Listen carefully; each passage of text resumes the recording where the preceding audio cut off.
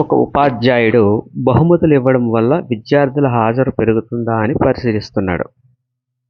ఈ సందర్భంలో స్వతంత్ర చరం ఏది?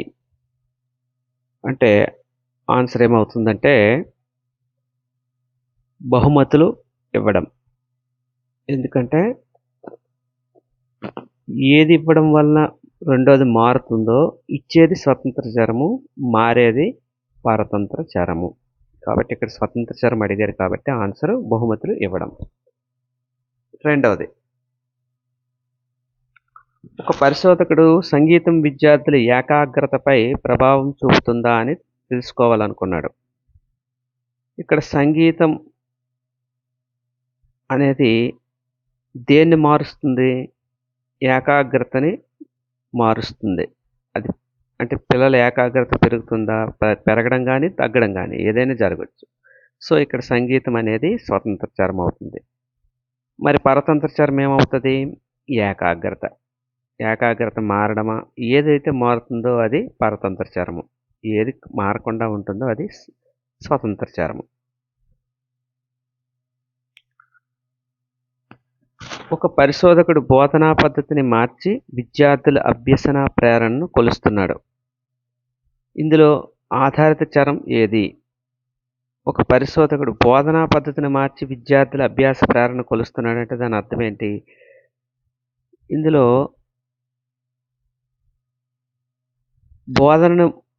బోధనా పద్ధతి మార్చాడు కాబట్టి అక్కడ బోధనా పద్ధతి అనేది స్వతంత్ర చరం అవుతుంది. విద్యార్థుల అభ్యసన ప్రేరణను కొలుస్తున్నాడు. ఏది మారుతుంది? అభ్యాసన ప్రేరణ మారుతుంది. కాబట్టి అభ్యాస ప్రేరణ అనేది పరతంత్ర చరము అవుతుంది.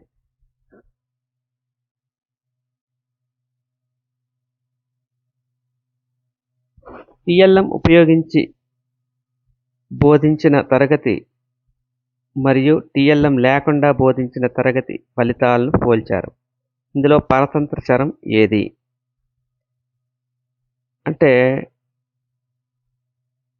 టిఎల్ఎం ఉపయోగించి బోధించిన తరగతి మరియు టిఎల్ఎం లేకుండా బోధించిన తరగతి ఫలితాలతో పోల్చేటప్పుడు రెండిట్లో కూడా మనం ఏది పోలుస్తున్నారు? తరగతి ఫలితాలను పోలుస్తున్నారు.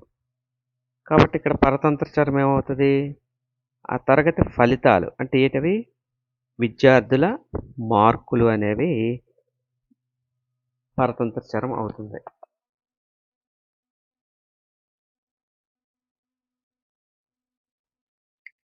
ఒక ఉపాధ్యాయుడు సమూహ పద్ధతి ద్వారా బోధిస్తే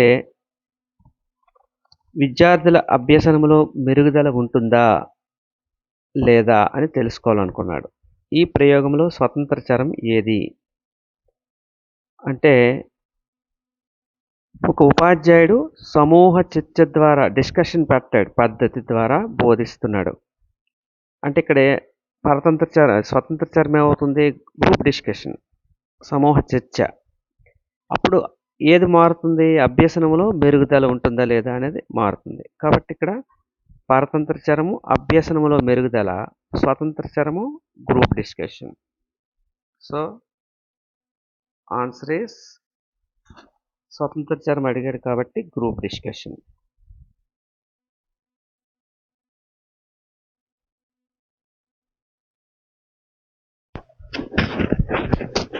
ఒక ఉపాధ్యాయుడు డిజిటల్ తరగతుల ప్రభావం విద్యార్థుల అభ్యసనంపై ప్రయోగం చేస్తున్నాడు. ఈ ప్రయోగంలో విద్యార్థి యొక్క అలసట లేదా ఆకలి అనేది ఏ చరం అవుతుంది? ఇక్కడ విద్యార్థుల తాలూకా డిజిటల్ అభ్యసనంపై ప్రయోగం చేస్తున్నాడు. డిజిటల్ తరగతుల ప్రభావం, ఇక్కడ క్లియర్గా డిజిటల్ తరగతుల ప్రభావము అనేది స్వతంత్ర చరము, విద్యార్థుల అభ్యసనం అనేది పరతంత్ర చరం. అయితే ఈ రెండింటి మధ్య అలసట ఆకలి అనేది మధ్యలో వస్తుంది కాబట్టి దీన్ని మధ్యస్థ చరము అంటారు. ఇది స్వతంత్ర ఫలితాన్ని మార్చగలదు.